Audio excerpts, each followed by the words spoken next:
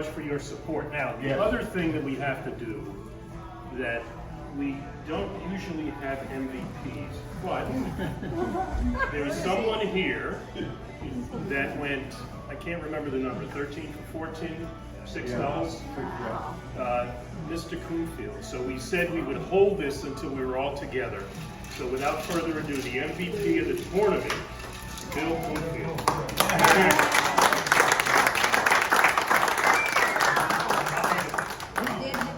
How far did he have to hit him to get doubles? A long way. Well, my half y'all's death. So, but just a couple things. I don't know if this is my swan song or not. You know, I really don't know where I'm headed. I'm doing a lot better. I think I'll be back. I've got a minor thing causing a major problem. It's the bottom line. And, but I wanted to just mention a few things. And if this is my swan song, there's a guy here that needs to be recognized. It's Tom Fleckenstein. He's been with us since the beginning. He's been my go-to guy. I bounce everything off of him. We've become very good friends.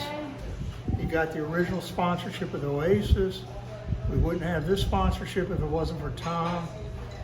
As far as I'm concerned, he's been the thread of this team since the beginning. And he trusts, you guys trust him, he trusts you. And I just want a round of applause for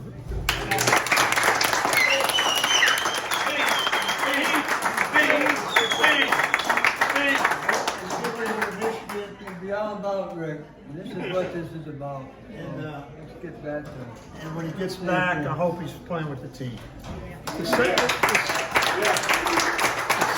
second thing is, you know, I could foresee some of this coming.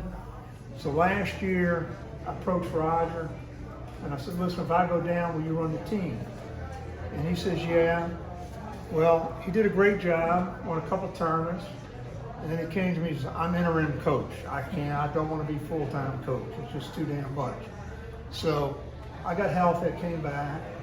So I faced the same situation at the beginning of the year. So I called Bob up and asked him if he'd do it, not knowing when I called him he'd be coaching the next tournament. I told him, I said, we'll phase you in, we'll do all this. And you know, we're a veteran team. We got guys been on this team 20 years. And here's a new guy coming in, and there's going to be a lot of what the hell's he about, you know, kind of thing. And I can tell you, we talk all the time. We text, email, talk. He wants to do the right thing. He knows the heritage of this team. He's not looking to cut guys and get somebody. He wants to do the right thing, and it's a learning process. He's never coached a Florida High School team. He needs help.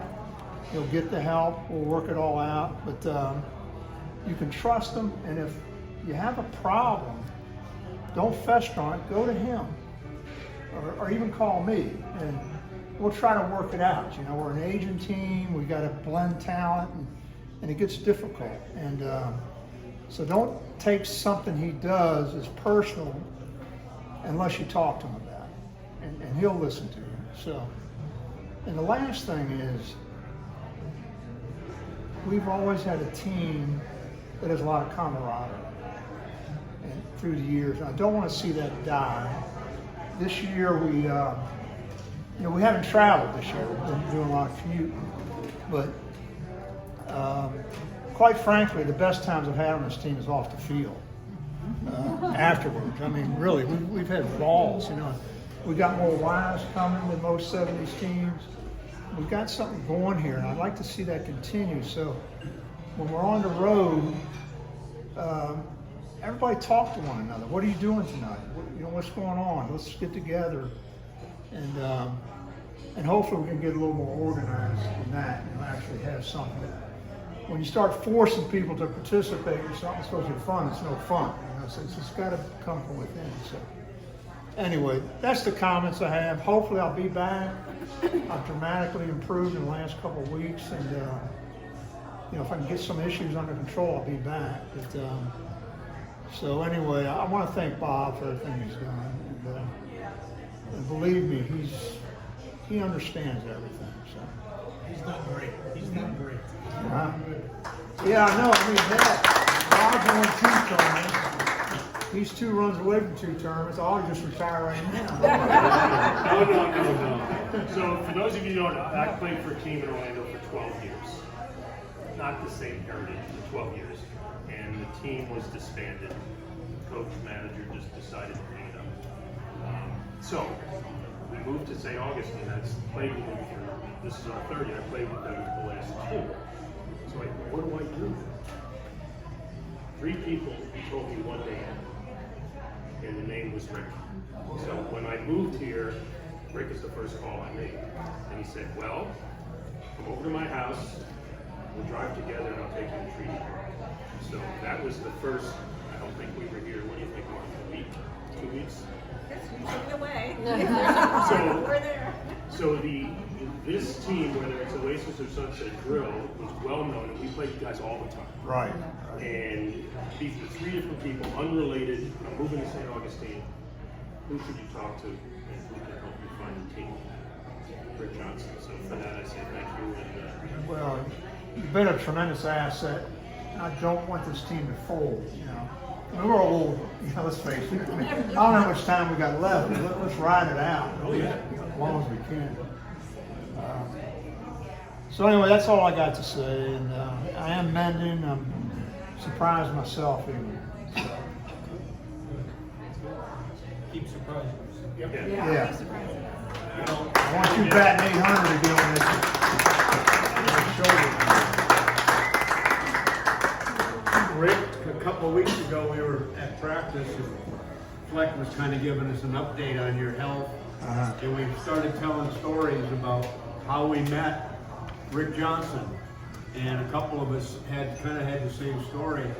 Mine, I was committed to this team before I ever met you because of a conversation you had with Rosemary. Yeah, Rose called me. I tried out for the River City team and didn't make it. I went out with my 20-year-old bomb bat and I didn't make the team. So Paul Hessen, who was running the Jacksonville League, called Rick.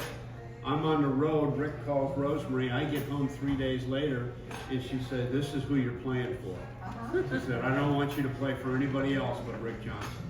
And that was 21 years ago that we started. Well, I got a funny story about Tom.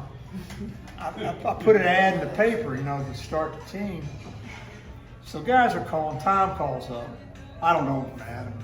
And I start to explain everything. He stops right in the middle. He says, "I only play serious softball." So it's been in the back of my mind all these years. So when we get in a real tense game, it's the 7th inning, and we're worried about pinch run. No one's sitting down at all, and he's walking around like a caged lion. I say, "Is this serious enough for you?"